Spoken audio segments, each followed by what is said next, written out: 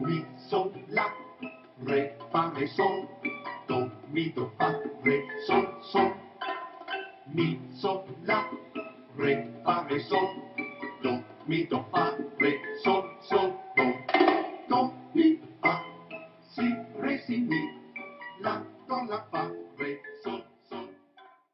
Hey, hello and welcome to another episode of Talking Small Press Comics with Good evening. Steve Keeter and myself, Larned Justin. And today we are jam-packed with comics. So stick with us because we got quite a few to go through. We got too much, folks. Yeah, But don't look at that. stop. We Keep sending those sometimes colored don't letters get and anything, and this time we got maybe more than one show. I don't know. We'll more see than we how it bargained goes. for. Yeah. Well, that's So- good. That's good. Oh, that's great. I'm happy. All right, let's start off with Zooey number 2, which is number 2 only in 2022, right? Because Zooey Right. has been around. Zooey is like one of Larry Johnson's. Larry If you saw our Johnson was last a little video, kid. uh-huh. If you That's saw our been last around. video where we interviewed Larry Johnson, you know this. Mhm. He goes back to the mid-'60s. Oh yeah, yeah. When he was a little kid, he came up with this idea, and he's still doing it. And this is Zooey number 2 for 2022. And if you saw our show that we did Zooey number 1, you'll know that this is Zooey number 2, I think. This one is So- Zooey number 2. Yeah. And it's, Larry, he does full color inside and out, completely full color, back, front, and inside. And I know the first story is, there's 2 stories in here. And the Mhm. first story is 24 pages. First story is 24 pages, and the last story is about 5 or 9 pages, 5 or, I don't know. Whatever. What do we It's got here? typical of Larry Johnson. He just, once he 5 gets started, he pages. doesn't stop. He tells the Oh. whole story as long as it takes. Well, amazing thing, even though some of his stories are very long, they're you don't lose interest. You know, once you start reading, you're hooked and you read it all the way to the end. Well, And in Zooey's this an first interesting story, character. Mhm. He's a human, but a kind of a Mutated. humanoid kind of Yeah. human. And he travels to this Erlong, which is where he has kind of wound up traveling Yeah. to. And the people there kind of look like this. They're, if you can see that. Happy celebratory people. Yeah, they're, it's a village of some kind that they Yeah. all live in. And in this issue, they have visitors come. Gypsy-like. They're kind of like visitors. gypsies. A whole troop of them come in, and they are fascinated with Zooey. They think he's great. Yeah. So they wind Well, up. it's interesting because, you know, Zooey, Larry Johnson also does Madame Bougala, who is a gypsy. Mhm. You know, we talked about Madame Bougala and her son, Zumar, Yeah. and Gumar, as Larry pronounces it. And we have, in this story, Madame Zubala. Yeah, right Madame there. Zubala, Right and Madame Bougala clone. There she is. That's On the her. left, on the And she bottom looks there. Yep. Vaguely familiar, if you Vaguely know Larry familiar. Johnson's comics. Yeah. She's in disguise here. Yeah, as a an- little as different name. but I believe it's her. I think he intended it to be her. You think so? I think he did because she's like 300 years old. Yeah, She's been all over the yeah. place. And she's a magical person. She comes from a magical bunch Yeah. of people. And in this story, they're well, it looks like they're like bearing gifts that will benefit people, but actually people start turning into these moth-like creatures. Yeah, they kind of look like Strange butterflies, moth-like. but I think they're moths. Yeah. And the next thing you know, they're proclaiming Zooey their ruler. And Yeah. a reluctant ruler he is. He doesn't want to do it, but Yeah. he's kind of stuck there. And he has to find his way out of this. And so it's, that's the crux of the story. But a lot of his friends here turn into these moths, and it's not good. They disappear, they fly away. So Zooey has kind of got to do something about that. That's he wasn't expecting that to happen. Yeah. I don't want to It's spoil amazing. the end. Larry Johnson has such an amazing imagination. He The stuff he does. comes up with. I mean, you can start by saying dreamlike, like his Horseman comic, dreamlike and surreal. But this stuff is seriously the stuff of dreams. Yeah. It's magical stuff. Yeah. And Larry does it better than anybody else. I mean, it's just really highly entertaining and imaginative stuff. The second story, he battles there's a fire god in the second story. Yeah, that was totally fire different. God. Little short story, and it may be a little older. I'm not sure. Yeah, it goes back.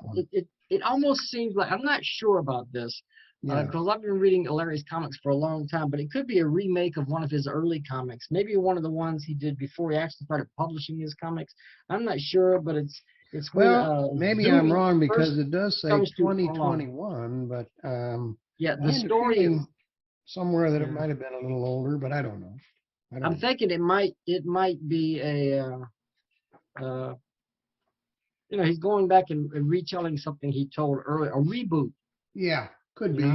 Could be. There's a couple pages from the last story in the book. Yeah. It's just beautiful. The artwork is beautiful. Yep, it's $6 from Larry Johnson, and of course we'll have his contact info in the description below. Yeah, it's worth every penny of it. It really is, folks. Yeah. I mean, I couldn't underestimate Larry Johnson's comics or his talent. He's really one of the best out there. And I mean, hard working guy. Yeah. No, I mean, that's he has a real lot life of too. work to do that. A lot of work. And then he was telling us how he does the coloring, and that's a big job in itself, just to do the coloring. I mean, he was talking about spending hours just working on coloring one page. Yeah. And I don't know how he can do it all. I have a hard time doing a couple of pages. So I don't know. He's the hardest, let's just say he's the hardest working guy in small press. There you go. Yeah, he produces a lot of comics. Hi, Larry. I know you're watching. We're flattering you here. You owe us, you know. We still have to do a second part interview, you know. You have to come back and see us again live on the interview. But all right, what do you want to look at next here? Oh, you want to look at this one? Yeah, I was reaching for the same one. Alan Sissom's Collector's Link. Collector's Link, yeah. And this is from two.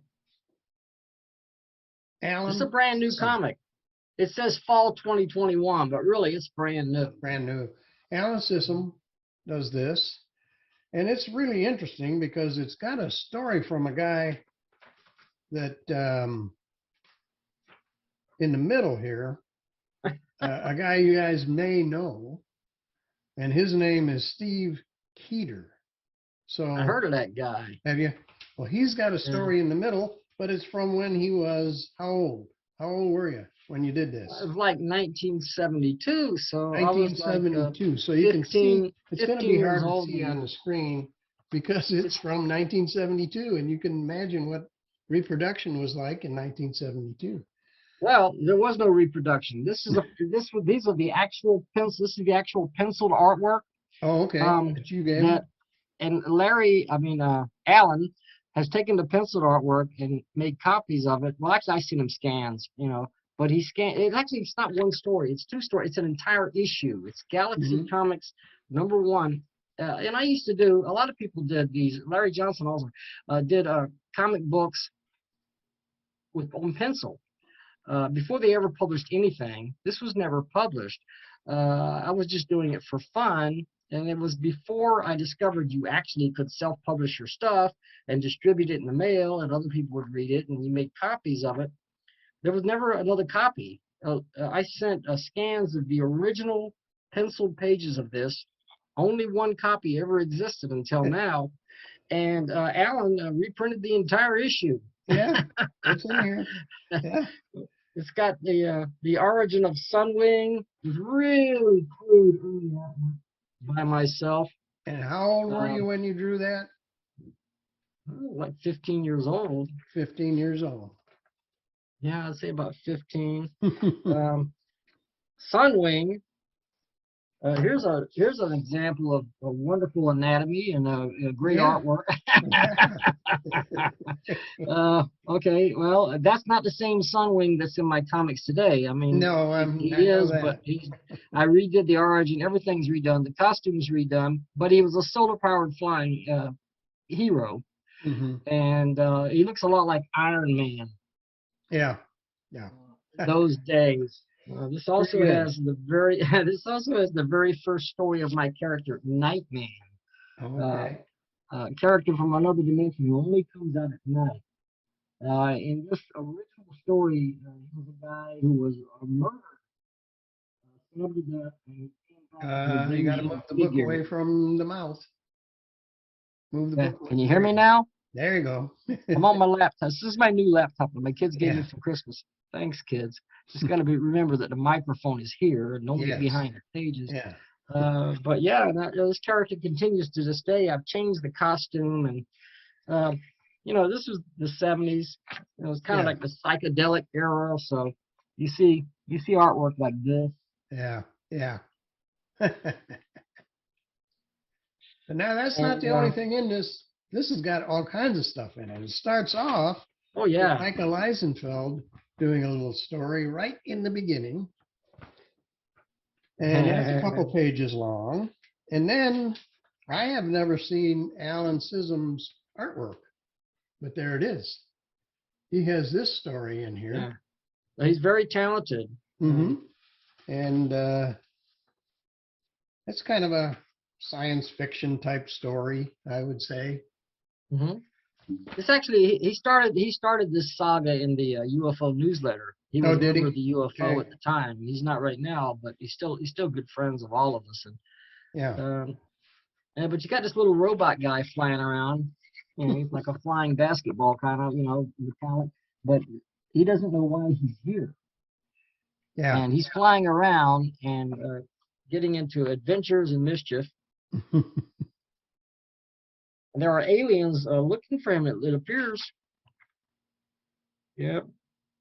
There were aliens who actually sent him, but he can't remember. He can't remember what his job was to be, why he's here. He says, I know my function is to be a communication link in some sort of way. So maybe he called me Link. So he's called Link. But it has something to do with space aliens, and they might be pretty good. But I got a feeling this little robot guy is going to end up on the side of the good guys. It looks that way. Yeah. The robot guy, the aliens look something like this. Yeah. There you go. Yep. Alan is great. Alan has great talent. Like this zine here, and I've seen other things that he published, but he has a great sense of design, a great sense. He really knows how to put together an attractive zine. And I've really never seen anything from him that I really didn't enjoy a lot. He's his own worst critic sometimes. He doesn't know how good he is. I think I mentioned this before. What's that? Here? Oh, yeah, the Verl Holt Bond interview. Yeah, it's an interview, and there's a picture of Verl Holt Bond by my friend. There he is. Which is hard to show. I can see it. When I edit this video, I'll probably do a little better job so you can see a picture of him. But yeah, there's an interview there. It's got all kinds of things in it. Then he's interviewed by Jim Maine. yeah, interviewed by Jim Maine. Then there's the Xenology report, which is gives you some. He reviews some comic books and zines in the back. So there's all kinds of stuff in here. Ron actually did the Xenology report as a separate zine for a while, but he's incorporated it now into the collector's meet. It's a lot of stuff 50 in this is 50 pages. 50. So, you know, and the price is $6, which for 50 pages, I think is pretty good. Yeah, I enjoyed it too. Lots of Not neat just stuff because in my here. stuff's in the middle, but I enjoyed it. Even little ads in the back here. Over here. Right here, there's some advertisement. Yeah. Oh, that's Steve Shipley. Mhm. That inside back cover is by Steve Shipley. Oh, the color cover in the back. Yeah, that's Yeah. Steve. Yeah. Nice. Yeah, that's nice. Not his typical style either. Very interesting. Yeah. A little more edgy. Owls. So just a cool little thing to have. All kinds of stuff in here. Highly recommended.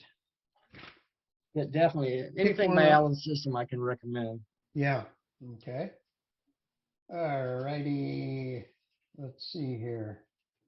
What do you want to do next? Oh, yeah. This Coyote one. Coyote. Coyote Coyote. Coyote Coyote. Right. That's very difficult to say. But that's what it is. And this is by Joseph Morris. Joseph Morris, yeah. And issue number 1 of this. Color cover. And inside, he has a really cool little character here. I see if I can. Well, he's on the cover. Yeah, that's him. And he's on the cover. Little dog. Yeah. And in the first story here, he actually gets a date with another little dog, and then figures out he has no money to go on the date. Not a nickel. So he tries to get a job at a farm. And the farmer gives him a job digging ditches. So Trying to not the make enough greatest money job for in the the day. world, and not much money. There's some really hilarious stuff here. His doggy, he's a coyote, I guess, and he has a dog. Yeah, he has and a dog. the dog is like, yark, yark, yark, yark, yark. That's how he barks. I guess his name is Rokinante. Yeah. Hey, Rokinante, are you ready for your ball? Yeah.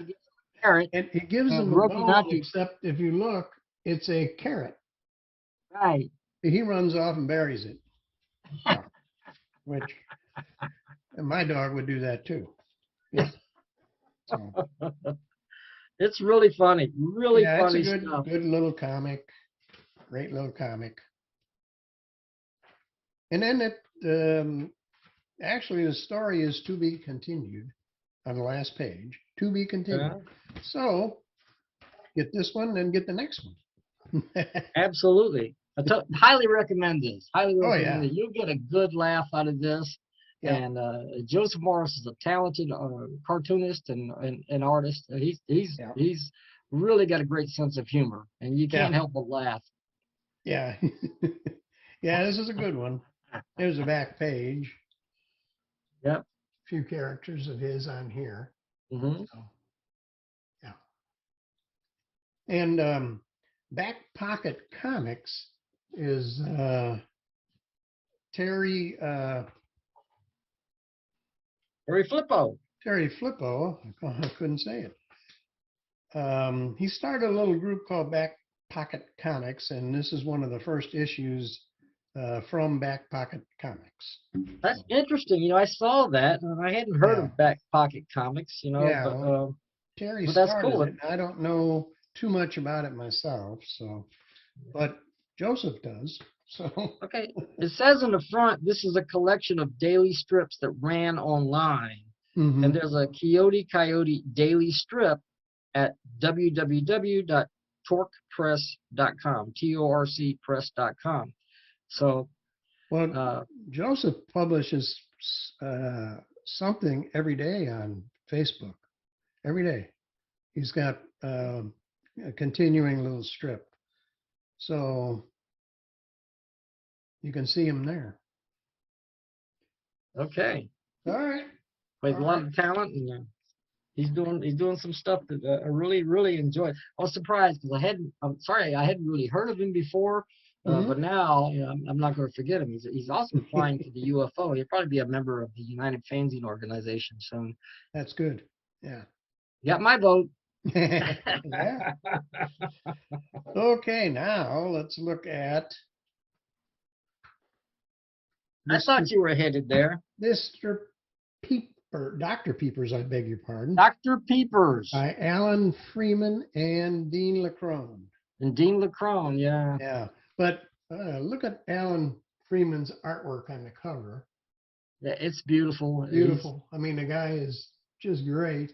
And then, if you notice on here, this is issue 78, and it's 12 cents. Yeah, it's not really number 78, but that's kind of a joke. But I'm just and gonna say, 12 cents is there's a bunch definitely of covers in here that have different numbers on them. They're not real comics, but it's just a parody. They're all satire. Dr. Peeper covers, and they're all throughout the book. Here's the 80-page giant Dr. Peepers. Yeah, which doesn't exist. Yeah. So, like, here is the alternative covers right inside here by Dean Leckrone. Yeah. Now that's really nice. That's really the alternative cover, and that one is also issue 78 for 12 cents. And Dr. Peepers is a steampunk time-traveling hero comedian. I mean, he's like everything. Yeah. And a lot of great people contributed to this. It's not just Alan Freeman and Dean Leckrone. There's a bunch of artists involved here. Well, here's Dean Leckrone. Oh, go ahead. Yeah. That's a parody of the issue of Fantastic Four where Dr. Doom took over the Silver Surfers. Got his powers and stole the surfboard and everything. So that's a parody of that. Right. Right. And I believe Alan Freeman did that. And this is Dean Leckrone has a little story about Dr. Peepers right here with inks by Alan. I think colors by Alan. Yeah, you can see Alan in the picture right there. Alan right there with the white in the middle. T. And so there's that. Now, there's a number of little stories in here about Dr. Peepers from different artists. So they each have their own take. Dan Burke does a lot of stuff in here. Dan Burke, there he is. There's his style. Yeah. Yep. But I've known this guy for, Dan Burke was a guy who ordered my very first small press comic of any importance. I'm number one. He actually ordered that and still has his original copy. That's back in 1973. So I've known this guy for a long time. Yeah. There he is again. There he is. There's the cover of this story. Now, this is a story that is a couple pages long by Dan Burke. And then Dan is hilarious. Another story will start up. Now, in between that, you'll have these covers that they come up with of imaginary comic books that really don't exist, but these are the covers. Yeah. And they advertise them, This one is issue 11 for 12 cents. And the other one over here is issue 46. Then purpley looking one is issue 46. That's only 12 cents. Yeah. And some of the advertisements are hilarious. Alan has done all kinds of ads also in here. There's one there. There they go. And I don't remember that picture being quite like that. Yeah. And they all have a little thing to fill out, and send in. But each one is already filled out by Billy Fricker. The same guy has filled out every one of these little things that you send in for, it's $1 you send in for this hypo coin, but Billy Fricker's already filled it out. And there's all kinds of those in throughout this whole book. It's really something. And it's huge. I mean, the size, this is bigger than a standard comic book. It's real big. I like this guy's artwork in the middle. It's Phil Yeh, a Y-E-H. Okay. Here's something he did, but you want to see something stylish, you go to the next page here. And his inking, I mean, this is... Oh, yeah. Yeah. Like, it's almost sketchy. There's another part of it. look at that. Yeah. It's almost sketchy, but a lot of detail. It's almost like Dr. Seuss steampunk. Yeah. Dr. Peepers madness. It's hard to describe. It is. The one thing I've noticed about most of the stories is the only steampunk guy in it is Dr. Peepers. I don't see any other steampunk people. You're right. And I really hadn't thought about that. Yeah, there's no other, I can't find any anyway. But look at these gallery pictures of Dr. Peepers. There's a whole gallery of those in here by different artists. Yeah. Mike, And this all started, I think, because Dean started dressing up as this character at conventions. and Alan photographed him. Right. Yeah. And then it took off from there. Here's one that's all digital people. Yeah. See, those are computer generated people. And there's a whole story with those in here. Yeah, and it's full color too, like from cover to Oh, cover. Some whole strips are thing in is black and full white, but color. it's generally full color through and through throughout this book. Yeah. It's a real different take on how to do a comic book. It's just different. It's an amazing thing. Here's a big ad for 60s records right there. And Yeah, the title, there's a you looked at the coupon titles. down here, but it's filled out by Billy Fricker already. Billy Fricker. Yeah, he's ordering the thing on the back too. Yeah, oh yeah. Yeah, Looking for suckers who like to... that's the one where if you want to learn to draw, you send that in. But unfortunately, Billy Fricker already did it. But these kind of ads will bring back all kinds of memories to people. As when you used to buy comic books, that's what was in the middle, years ago. Yeah, if you look up here, the guy in the picture, that's Dean the Crone. It's Dean. It's Dean. Yeah. He's the artist drawing. Yeah. Brilliant work by Alan and Dean. And I've known Alan for several decades, and he's one brilliant guy, one talented, brilliant. He's a great photographer. He's a great artist. He's a great publisher and editor. And they made a movie of Dr. And he makes movies. Yeah, they made a movie, Lost in the Outdoors. And as of just the other day, I was looking. They've entered it in a number of film festivals, and it won first place in the comedy area in 2 film festivals. So, yeah. Did you see and that you can one? see it on YouTube. Did you see it? Yeah, I saw it. You It's saw crazy. I mean, really crazy. Yeah. Yeah. Okay. I think we're getting close to our pal Dale Martin. Yeah, we are. Do you want to go through his? He's almost a whole show in himself, but why don't we look at just this one book? Well, maybe we'll wrap it up. Dragon Templar. You got that? That's a good one. I got it. This, I think, is very cool. The Dragon Templar. It's a whole, and the cover is kind of cool. You can see the dragon shadow. Yeah.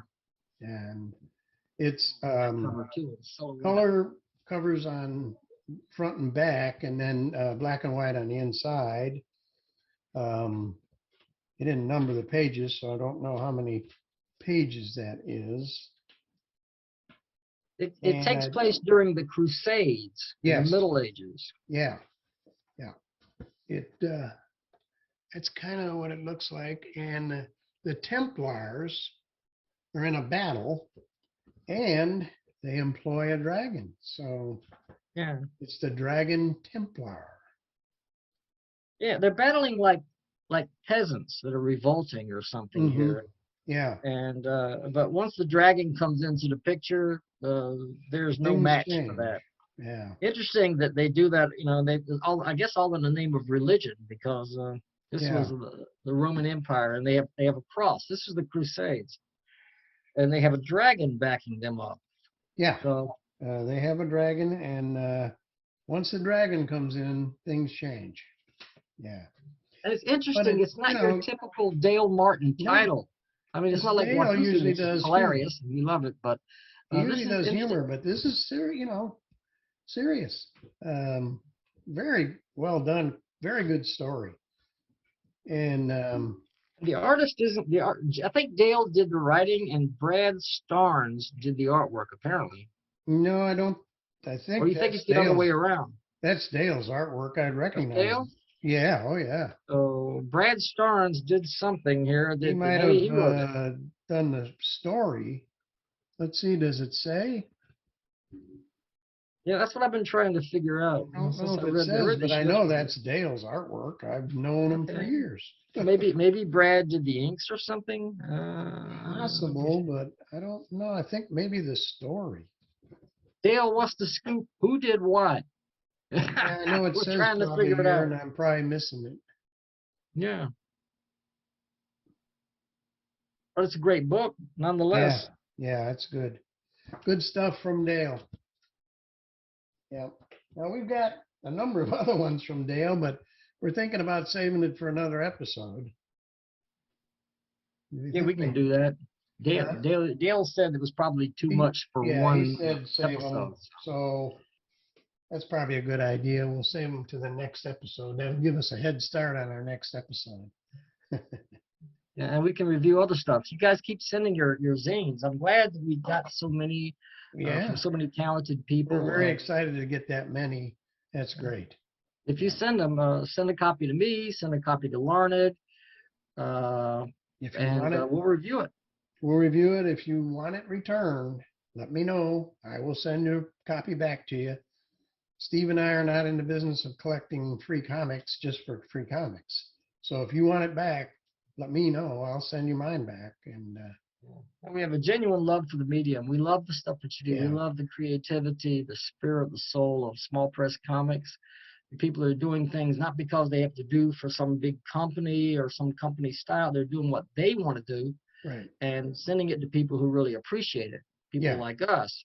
Yeah. And we really do appreciate it. And well, distribution is so difficult in small press. Something like we're doing helps a little, and the internet helps a little, but there's no, you're not going to get small press comics distributed in comic shops. Very, very few. We'll even think. Very seldom. Yeah. Has happened in the past. I left some of my small press comics. You could do it a little bit, but I had some comics in some comic shops at one time, but those shops are gone, and so this is one way you can promote your comic. And like I say, promotion in the small press is difficult. Our distribution is difficult. So this might help. Or this could kill your whole career. One or the other. I've been doing it so long, I don't care anymore. I just do what I enjoy doing, and I hope you like it. Yeah.